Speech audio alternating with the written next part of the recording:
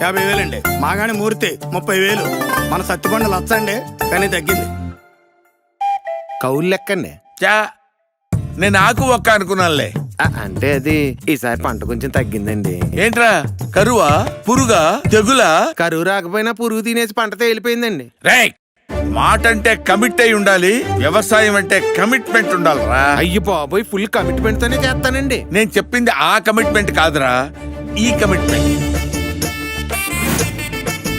మ్యాక్వార్ commitment. వరి, పత్తి, మినప, కాయకూరల పంటల్లో కాండం తొలిచే పురుగైనా, కాయ తొలిచే పురుగైనా, లద్దె పురుగైనా, ఆకు చుట్టు పురుగైనా అన్ని ఫాస్ట్ ట్రాక్. మ్యాక్వార్ కమిట్మెంట్ తో పంటలు పండించు, డబ్బులు కట్టలు కట్టలు సంపాదించు.